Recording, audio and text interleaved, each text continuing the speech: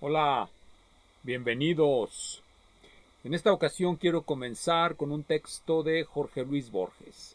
Voy a recordar ese texto, aunque no de su fuente original, sino de esta antología que se titula Jorge Luis Borges, Ficcionario, de Emir Rodríguez Monegal, por el Fondo de Cultura Económica. Fondo de Cultura Económica, no sé si se alcance a ver, pero es el Fondo de Cultura Económica.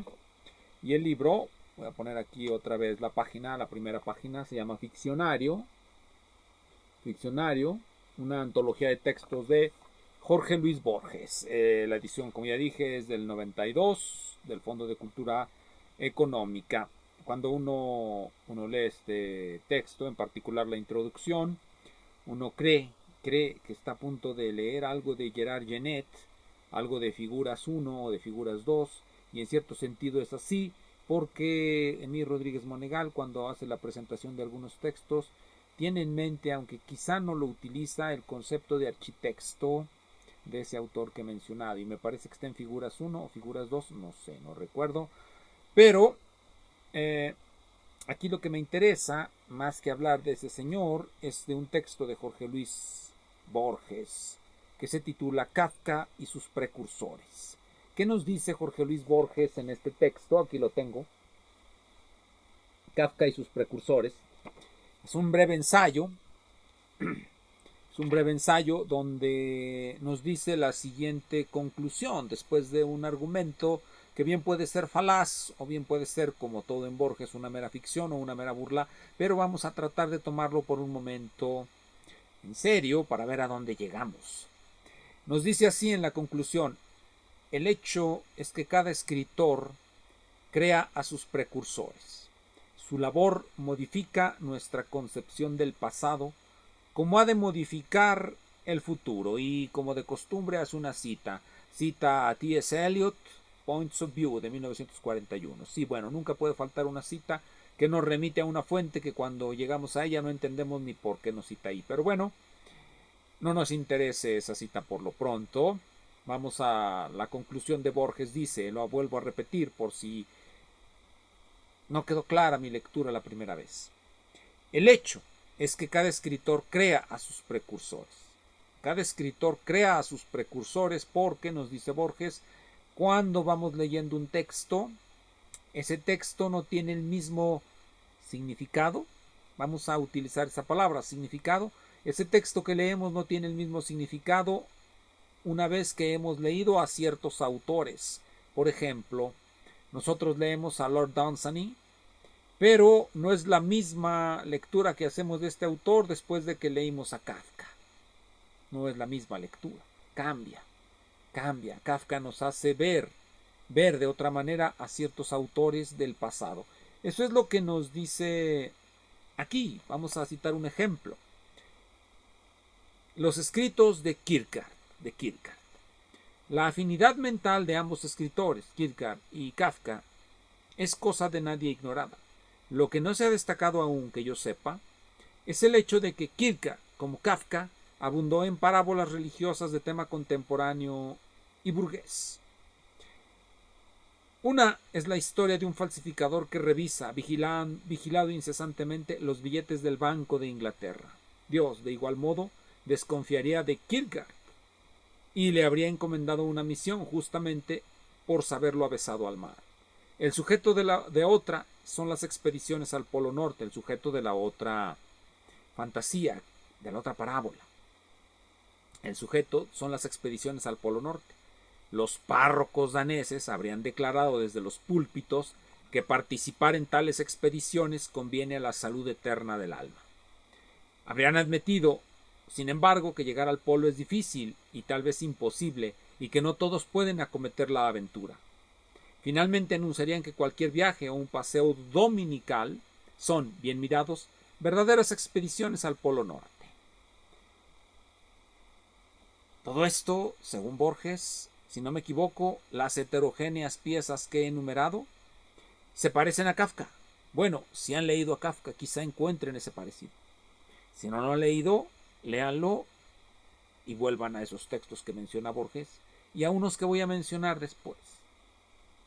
Si no me equivoco, no todas se parecen entre sí. Este último es el hecho más significativo. En cada uno de esos textos está la idiosincrasia de Kafka, en grado mayor o menor, pero si Kafka no hubiera escrito, no la percibiríamos.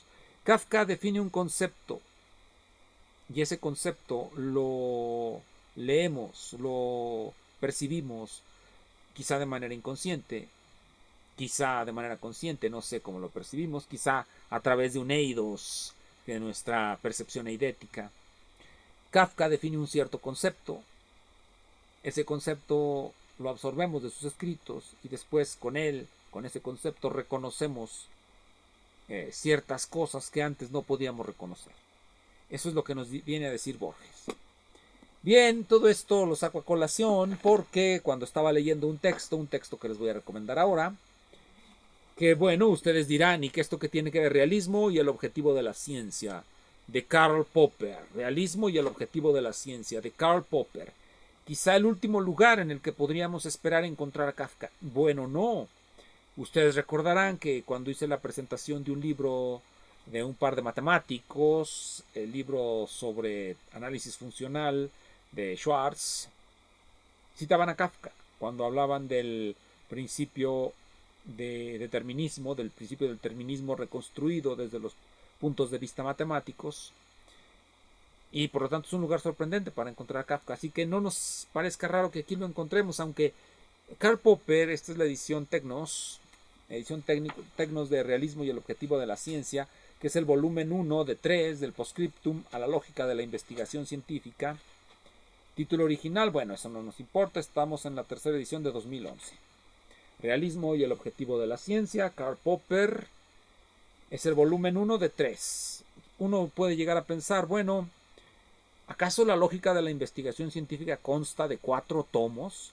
Que son el texto original, la lógica de la investigación científica, y estos otros 3 textos que abundan sobre los problemas que trata Popper en la lógica de la investigación científica. Pero bueno, quiero hablar ahora sobre ese concepto que habla Borges. Un escritor crea a sus precursores, pero como yo lo pensé hace un momento, es un escritor genera un concepto y ese concepto lo vamos a reconocer en ciertos puntos cuando leamos otra cosa. Por ejemplo, he aquí a Popper hablando de lo que podríamos denominar la prisión del lenguaje. ¿Qué es esta idea de la prisión del lenguaje? Que nosotros estamos, como quien dice, prisioneros del conjunto de conceptos que adquirimos a través del lenguaje que hablamos y que vemos el mundo, vemos es una metáfora, percibimos el mundo a través de los conceptos que nos prodiga ese lenguaje. Somos pues prisioneros de esos conceptos. Es una idea no extraña a Nietzsche, pero bueno, Nietzsche o como les guste pronunciarlo. Veamos lo que nos dice Popper respecto a esto. Él se imagina que esa cárcel del lenguaje está hecha de muros, los muros que generan pues, nuestro propio lenguaje. Algunos de los viejos muros siguen en pie, a pesar de la labor de Bertrand Russell, precisamente porque no nos hemos percatado de ellos, e incluso la destrucción del muro intangible, del que era responsable nuestra gramática de sujeto predicado. Russell destruye la idea de que estamos prisioneros de la gramática sujeto predicado. No significa que ya podemos escaparnos a terreno abierto. Solo podemos escaparnos a una prisión más amplia, la de un lenguaje de relaciones, porque ustedes recordarán, una de las principales ideas de Russell es que aquella vieja teoría de que todo nuestro lenguaje se puede reducir a la atribución a un sujeto de un predicado es errónea y que las relaciones existen. Esa es una de sus contribuciones fundamentales. Salimos de la prisión del sujeto predicado para entrar, nos dice Popper, a la prisión de las relaciones. Solo podemos escaparnos a una prisión más amplia, la de un lenguaje de relaciones. Este hecho, sin embargo, no debe deprimirnos. Una cadena perpetua que nos condene a una prisión intelectual de la que, en principio, podemos librarnos escapando a otra más amplia y luego a otra más amplia aún, sin límites predeterminados, no solo es una sentencia soportable, sino una sentencia que además abre una emocionante perspectiva de luchar por la libertad, una tarea digna de nuestra vida intelectual, es decir, Imagina como que estamos metidos dentro de una enorme cebolla. Estamos como quien dice en el centro y vamos quitando capas, pero encontramos más capas. A él esto no le parece terrible. Y sin embargo, aquí podemos recordar a Kafka porque pues algunos de los que lo leyeron recordarán algún cuento que viene en la Gran Muralla China, o al menos esa es la edición que yo tengo, aquí se las presentó. La Gran Muralla China, bueno, en The Great Wall of China, la Gran Muralla China, este librito, Kafka, esta es la edición, esta es una edición, déjenme les digo cuál es del 83, como se puede ver aquí, 83, es una edición del 83, de Shocken Books, New York, de 1980, de 1983. Bien, aquí viene un cuento, La Gran Muralla China, en la página 83. Y aquí en la página 80, en la página 94, bueno, el cuento es largo, nos va a hablar, pues como Kafka habla de las cosas, el concepto que él quiere transmitirnos. Y aquí nos lo transmite muy, muy bien. Nos habla en parábolas y en la página 93 de la edición que ya les he comentado viene una muy parecida a la de Karl Popper. En este caso, la situación que describe es la de un emperador chino que está muriendo, que muere y quiere transmitir un mensaje. Le habla al oído a uno de sus esclavos y nos describe Kafka, pues, el intento del esclavo de salir del palacio, pero resulta que el palacio es precisamente como esa cebolla de la que nos habla Popper. Sale de un palacio después de haber hecho un montón de peripecias y encuentra otro, y después de ese quizá haya otro. En la perspectiva de Kafka esto parece monstruoso, parece complicado, parece que estamos prisioneros sin ninguna salida, pero en este caso porque queremos salir de ahí. En el caso del lenguaje, dice Popper, no estamos en una situación tan desesperada, porque podemos salir, podemos ampliar nuestro lenguaje de sujeto predicado lo podemos hacer un lenguaje de relaciones, y el lenguaje de relaciones a través de la matemática lo podemos expandir a un lenguaje de categorías o a un lenguaje de números p-ádicos o hiperreales o lo que sea. Eso es lo que hacemos cuando construimos las matemáticas nuevas, de cierta manera, cuando ensanchamos los conceptos.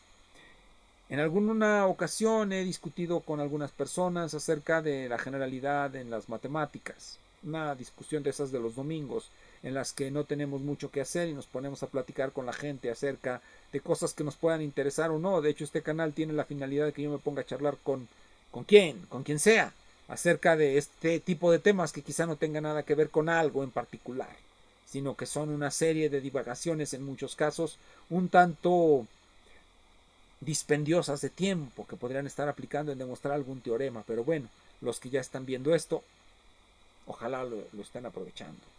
Entonces discutíamos sobre generalidad en las matemáticas y encontramos esa idea de la que habla Popper, de la prisión del lenguaje. Supongan que tenemos una serie de conceptos. Supongamos que están bien definidos, no vamos a empezar con el escepticismo porque si no, no avanzamos ni un paso. Supongamos que tenemos una serie de conceptos y llegamos a una convención sobre ellos, como diría Carnap en The Logic Syntax der Sprache. Tenemos nuestros conceptos bien definidos, claros para nosotros, perfectamente claros. Con esos conceptos formamos una serie de axiomas. Establecemos una serie de reglas de deducción y enunciamos un teorema y estamos en la esperanza que ese teorema se pueda demostrar a partir de las reglas de la deducción, a partir de nuestros axiomas. Esa es la situación de la geometría de Euclides. Ahora bien, si nosotros concebimos las matemáticas de esta manera, tenemos la concepción pues de que las matemáticas son o están definidas de manera formal. ¿Por qué? Porque definimos por convención nuestros conceptos, con esos conceptos forjamos nuestros axiomas que también aceptamos y a partir de ellos, mediante una serie de reglas de deducción o de inferencia si quieren, establecemos teoremas. Pregunta, ¿esos teoremas son absolutos? ¿Nunca van a cambiar? Bueno, no. Si no cambiamos nuestros conceptos y si no cambiamos nuestras reglas de inferencia, si no cambiamos nuestros axiomas, seguramente nuestros teoremas no van a cambiar y su demostración, aunque pueda a veces ser simplificada o pueda tener menos pasos o lo que ustedes quieran, el teorema será pues deducible dentro del sistema. Si a eso le llamamos verdad, pues entonces será verdadero. Si es deducible dentro del sistema, le llamamos que es verdadero, entonces es verdadero. Y diríamos nosotros, en la medida en que aceptemos los conceptos, los axiomas, las reglas de inferencia, hemos de aceptar los teoremas. Pero esa es la matemática formal, ese es un juego formalista. Eso es contra lo que Lakatos se torna insurgente. Es un insurrecto de la idea de que las matemáticas no son más que un juego formalista. Las matemáticas reales, las matemáticas verdaderas y vivas son las matemáticas informales. Y en las matemáticas informales, por supuesto que un teorema admite contraejemplos, porque pues en las matemáticas informales no podemos formalizarlo todo y no llegamos de acuerdo a los conceptos, no llegamos a un acuerdo sobre los conceptos. Siempre van a existir razones supletorias o como les quieran llamar para construir nuevas ideas, nuevos conceptos, nuevos teoremas, nuevas demostraciones y contraejemplos. En un sistema formal no existen los contraejemplos. Pensémoslo de la siguiente manera. ¿Saben ustedes el algoritmo de la división? Con ese algoritmo pueden dividir cualquier número y no se pueden equivocar, no hay errores ahí. ¿Por qué? Porque si saben las reglas, el algoritmo trabajará de manera perfecta. Pero esas no son matemáticas. Esas no son matemáticas o son la imagen de las matemáticas formales. Bien, para cerrar esta discusión, que es un tanto divagatoria, hablamos de las matemáticas informales, de la división entre matemáticas formales y matemáticas formales, tomando como punto de partida un cuento de Borges. Eso les gusta a muchos, les gustó a Foucault, le gustó a Foucault, Foucault así comienza Palabras y las Cosas, le gustó a Mirovsky, así comienza More Heat and Light, le gustó a Jorge G. Castañeda, así comienza su teoría del campesinado. Unos citan el idioma analítico de John Wilkins, otros citan la esfera de Pascal, otros citan Funes el memorioso, yo cito los precursores de Kafka. Bien, vamos a otro precursor de Kafka. Vamos a otro, ya no precursor, sino alguien que hemos de leer después de haber leído a Kafka y nos vamos a encontrar que no tiene nada en común. Este señor. Que se vea toda la pantalla cubierta de este señor. Ahí está, Richard Brautigan. Algunos lo reconocerán, Richard Brautigan. Este señor tiene una biografía singular a la que no puedo hacer justicia aquí. Y por supuesto quizá eso sea lo de menos, hacerle justicia a alguien que ya falleció y cuya biografía quizá no sea como nos la han platicado, ya que pues eso depende de nuestra capacidad de investigar y de las fuentes que tengamos y de si los que nos platican sobre el señor Brautigan nos lo platican de manera veraz, quizá no sea así. Entonces tenemos una imagen de Brautigan. Aquí está, esta es la imagen de Brautigan. Por supuesto, esta es una de las que fue compañera de Brautigan, esta señora. En sus libros solía poner a las señoras con las que andaba. Aquí tenemos otro, Revenge of the Lawn, también de Brautigan. Este es un libro posterior a este. Este es La pesca de truchas, Truth Fishing in America. La traducción correcta la hizo, por supuesto, Federico Campbell. Hay una traducción hecha en España, la de Federico Campbell es mexicana, y hace la traducción correcta, porque Federico Campbell sí comprende América. La traducción correcta de Truth Fishing in America es La pesca de truchas en Norteamérica, porque este es una novela acerca de Norteamérica, en particular de los Estados Unidos. No es una novela acerca de México, ni de Argentina, ni de ninguno de esos lugares. Aunque, si bien no tiene pretensiones de universalidad, quizá llega a tener esa universalidad precisamente porque carece de esas pretensiones. Entonces, Brautigan, Richard Brautigan, Truth Fishing in America. ¿Se parece a Kafka? No, por supuesto que no se parece a Kafka. La novela, creo que también tiene una traducción al español, pero en España. La que mencioné, la que leí, es la de Federico Campbell, que es una edición mexicana. Por ahí la tengo, pero no la encontré en este momento, así que por eso no la traje aquí, si no la hubiera traído. De lo primero de lo que va a hablar esta novela, y eso es importante, es de esta cubierta. Esta cubierta.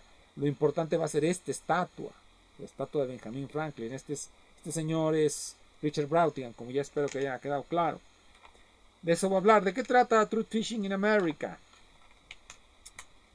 Pues trata de algo que él llama la pesca de truchas en Norteamérica. ¿Qué es la pesca de truchas en Norteamérica? Bueno, pues es el personaje de la novela. Así se llama ese personaje, la pesca de truchas en Norteamérica. Y tiene títulos como The Kool-Aid Wino, el ebrio de Kool-Aid, el que se embriagó con esa bebida llamada Kool-Aid. En México también se llama Kool-Aid.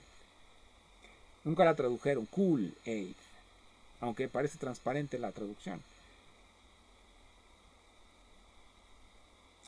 Cuando yo era un niño, tuve un amigo que se volvió un adicto al Kool-Aid como resultado de una ruptura.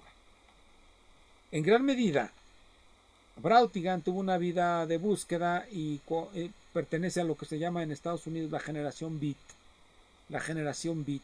Lawrence Ferlinghetti, cuando recibía sus cuentos para publicarlos en alguna revista Beat, solía adscribir a Brautigan bajo la bandera de la ingenuidad.